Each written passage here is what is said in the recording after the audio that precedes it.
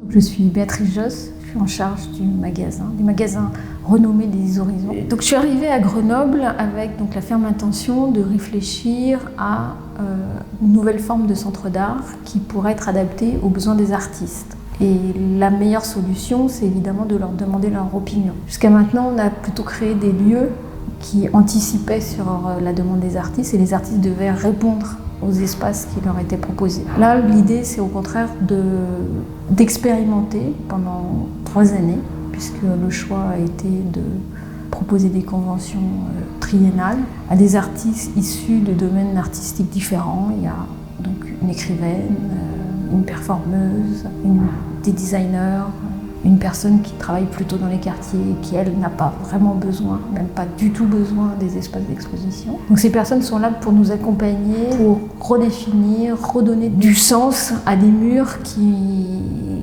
ne sont pas là que pour recevoir des œuvres, pour être montrées comme une démonstration, mais au contraire des murs qui devraient être cassés, décloisonnés pour permettre qu'ils fassent autre chose que de montrer des œuvres de manière statique. Donc ce projet est à long terme, il donnera des résultats qu'à la suite de ces 3 années d'expérimentation. Donc les artistes que l'on a choisi d'accompagner et réciproquement qu'ils nous accompagnent le font en connaissance de cause. Ils ont bien saisi l'engagement qui était le leur de tracer des nouvelles routes ou des nouvelles possibilités pour d'autres artistes qui viendront après eux.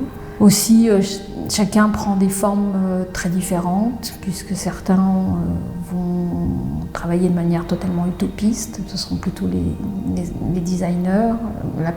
L'artiste performeuse, Pamina, elle vient au contraire travailler très matériellement et s'éloigner de son travail de performance pour réaliser des œuvres plutôt matérielles, ce qui n'était pas son habitude jusqu'alors. Et puis Chloé Delhomme, elle vient très très régulièrement faire des ateliers d'écriture, des ateliers de lecture et propose donc son Dream Operator, cette collecte de rêves de Grenoblois et qui donnera peut-être l'objet d'un livre ou de toute autre forme.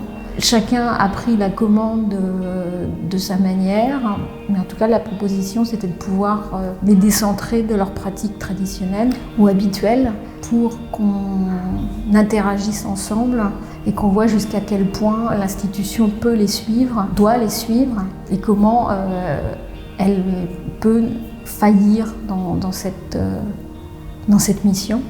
Puisqu'on sait que les institutions sont toujours à la traîne par rapport aux pratiques artistiques et que c'est évidemment aux institutions de s'adapter aux artistes et non l'inverse.